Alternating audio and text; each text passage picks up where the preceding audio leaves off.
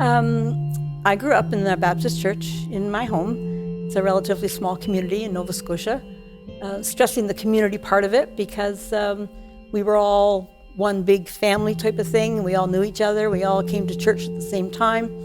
It was a special, going to church was special. It's where that dress up in your Sunday best came from. And I've always believed in God. I've never had any reason not to. We went to church, you do mission band, you go to choir, you had the 4-H youth club, and then we just went on our way. And I left home and it just wasn't a part of my life.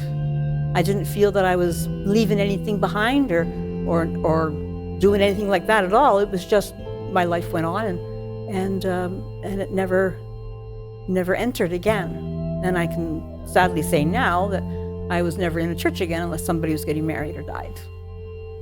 There's been this pull for me to come back to the church. And I think it's always been there. I think maybe it's dormant. I don't know if that's actually possible, but I never had any kind of a down and out time. I had some trouble with some friends at one point in time that I prayed like, mad to get me out of this situation. And I did. But these last, I'm going to say at least 4 years, I could just feel it. It was something that was drawing me here. And I called my sister in Nova Scotia. And she said, well, there's a Baptist church in Maple Ridge. And she said, why don't you go? And I did. And I walked in here to those front doors of this Baptist church, and I was so absolutely overwhelmed. All I did was cry. I just cried. My girlfriend came with me, and I just bawled. And I didn't really know. It was so vastly different. And I just, people were so friendly. Some lady came up to me with this big smile on her face and said, "Can I hug you?" I'm like, "Yes, I don't know who you are, but hug me." And then it started to take on its life in me.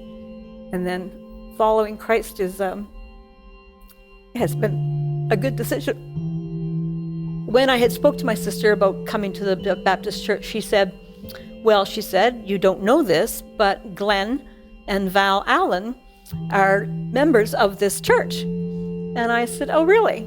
I had never met Glenn Allen, but it's amazing. Glenn and his family were neighbors across from my home in Nova Scotia. And if that's not God's doing, then I don't know what is, because these beautiful people are part of my life now. And I told a lady at the front, I said, "I'm sure you know who Glenn and Val Allen are." She said, "Oh, yes." I said, "Well, tell them that," my maiden name is Robart. I said, "Tell them that Janie Robart is here." Well, they come up to the pew I was sitting in too.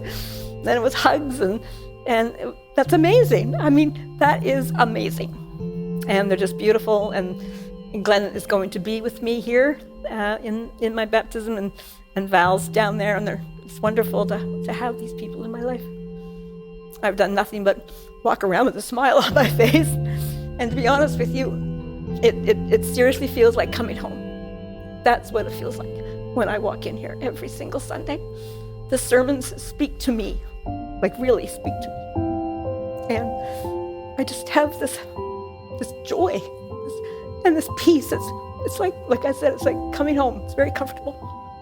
And I love it. I'm choosing to be baptized because I want people to know exactly. And this is how it should be. This is what it is. My name is Janie, and this is my story of new life.